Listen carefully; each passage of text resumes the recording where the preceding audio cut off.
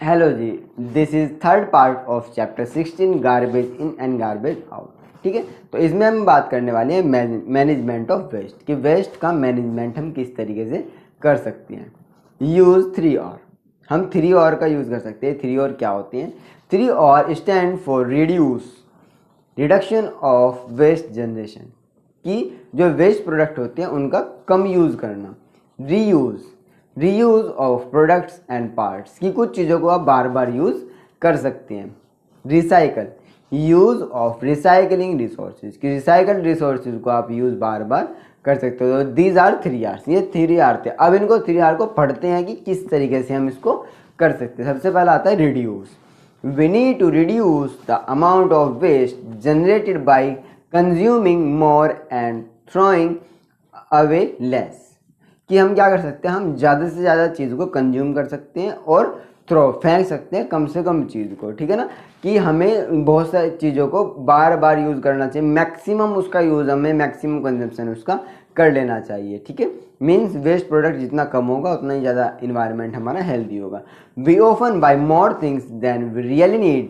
Nowadays disposable items have become popular, for example ball point pen, plastic bag, disposable napkins etcetera. अब ये सभी चीज़ें क्या होती हैं, ये सभी की सभी चीज़ें हमारे लिए यूज़फुल होती है। लेकिन कैसे, कि जैसे बॉल पॉइंट पेन होता है, उसको हम एक बार यूज़ करते हैं, यूज़ करने के बाद उसको फेंक देते हैं। ठीक है, इसी तरीके से बहुत सारी चीज़ें होती हैं जो हम बार बार यूज़ करते हैं लेकिन हम उसको करते नहीं हैं। ठीक है, उसको एक बार यूज़ करके थ्रो कर देते हैं, फेंक देते हैं। ठीक है ना, बॉल पॉइंट पेन में हम बार बार रिफिल डाल सकते हैं उसमें। ठीक है, इसी तरीके से प्लास्टिक बैग, उसको एक बार यूज़ किया उसको फिर फेंक दिया, उसको भी बार बार हम यूज़ कर सकते हैं। एक बार सामान लिया तो उसमें दोबारा उसको अपने किसी और दूसरी सामान को कैरी करने के लिए यूज़ कर सकते हैं। लेकिन ऐसा करता कौन है, नहीं करते। ठीक है ना, we are using them frequently without giving a thought to their hazardous effect. ठीक है ना, कि हम उनके हैजर्डस इफेक्ट को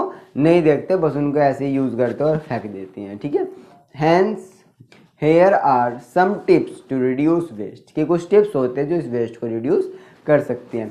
use a fountain pen in place of a ball point pen, कि बॉल पॉइंट पेन की जगह आप क्या यूज़ कर सकते हो, फाउंटेन पेन का यूज़ कर सकते हैं। Use old newspaper for packaging and use cloth napkins in place of disposable. ठीक है ना, कि आप डिस्पोजेबल की जगह क्लॉथ नैपकिन्स का यूज़ कर सकते हो। ठीक है ना, और बाकी चीज़ों का यूज़ कर सकते हो जो हमारे इन्वायरमेंट के लिए अच्छी होती हैं। ठीक है, बात करते हैं रीयूज़, कि रीयूज़ हम किस तरीके कर सकते हैं। This is the second point of 3R। We can reuse certain things for more than one purpose.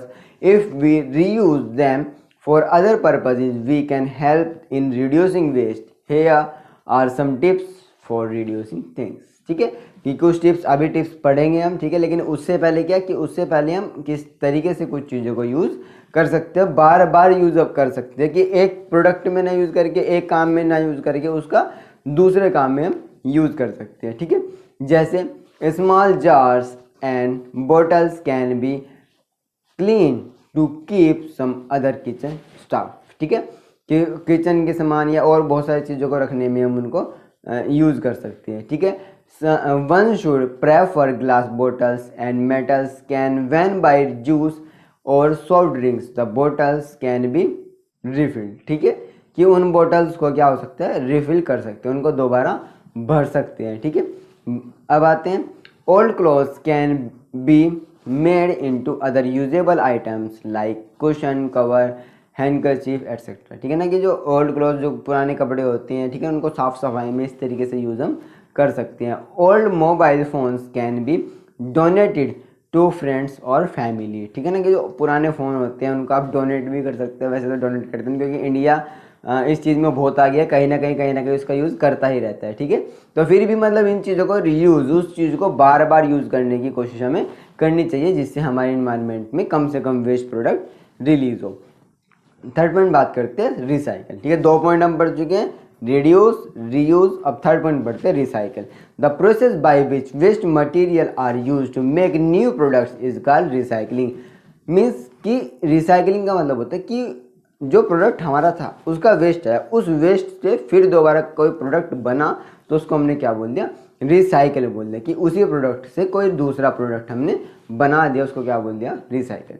Materials like glass, metals, plastic and paper are collected, separated and recycled to make new things, ठीक है ना।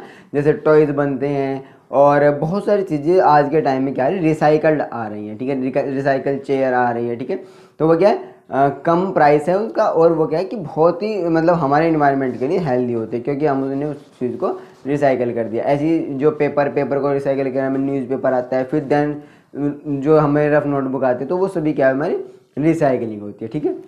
तो यह आपके, I think ये आपको 3R समझ में आ गए होंगे, reduce, reuse and recycle, right.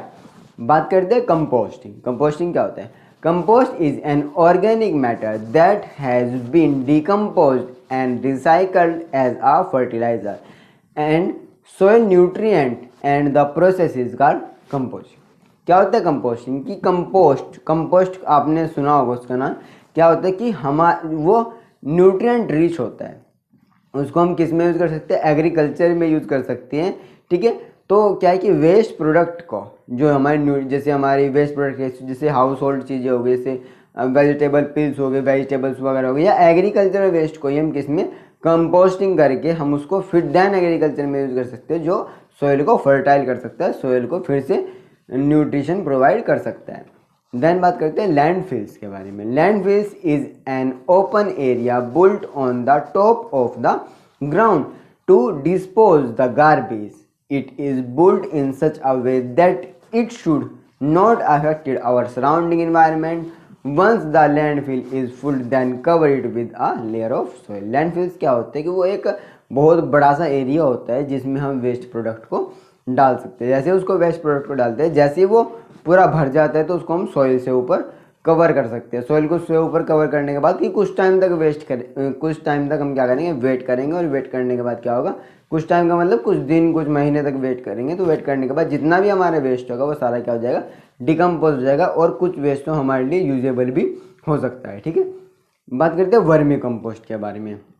Worms are natural agent. कि वर्म क्या होते हैं, नेचुरल एजेंट होते हैं किस चीज़ में, रिसाइकलिंग में। Covering kitchen waste into compost और manure which is used to increase the quality of the soil. कि सोइल की क्वालिटी को बढ़ाने के लिए उसको हम यूज़ कर सकते हैं। Preparing compost of kitchen waste with the means of worm is called vermi compost, ठीक है। जो किचन वेस्ट होता है, उस किचन वेस्ट को हम किस चीज़ में, कि उस किचन वेस्ट को हम एक तरीके से मैन्योर बनाने में, ठीक है ना, एक तरीके से सॉइल को फर्टाइल करने के लिए जो प्रोडक्ट हम बना रहे हैं उसमें हम जो वर्म्स का यूज़ कर रहे हैं, उस पूरे प्रोसेस को क्या बोलते हैं, वर्मी कंपोस्टिंग उसको बोल सकते हैं, ठीक है। जिसमें हम इस तरीके के वेस्ट को, जो हमारे हाउस होल्ड वेस्ट होता है, ठीक है, जो किचन वेस्ट होता है, उसको हम देन किसमें, हमारी सॉइल को फर्टाइल करने के लिए जो चीज़ें बना रहे हैं उसको हम क्या बोलते हैं, वर्मी कंपोस्ट बोलते हैं। और इस पूरे प्रोसेस को क्या बोलते हैं, वर्मी कंपोस्टिंग बोलते हैं। It is a very useful, easy and effective way to producing organic fertilizers in your home, ठीक है। कि इनको हम क्या करते हैं, अपने घर में बना सकते हैं, अपने खेतों में बना सकते हैं, जिससे हम क्या कर सकते हैं कि अपने हाउस होल्ड वेस्ट को देन हम फिर से यूज़ कर सकते हैं किस चीज़ में, अपने जैसे एग्रीकल्चर में जो मैन्योर होता है, कंपोस्ट होता है, जो हमारी एग्रीकल्चर को फिर से बहुत अच्छा बना सकता है। और इससे क्या होगा कि जो वेस्ट प्रोडक्ट होंगे वो भी हमारे कम हो जाएंगे, ठीक है। तो this is the complete of chapter 16 class 6। यहाँ तक आपके क्लास 6 का chapter 16 garbage in garbage out complete हो चुका है, ठीक है। ठीक है, अगर आपको इसमें कोई भी डाउट हो, इसमें कोई भी क्वेश्चन है, तो मैं कोशिश करूँगा कि उसको जल्दी से जल्दी शॉर्ट आउट करूँ और उसके ऊपर, उस टॉपिक के ऊपर कोई भी नई वीडियो बनाओ जिससे वो आपको अच्छे से क्लियर हो सके। तो मिलते हैं नेक्स्ट वीडियो में।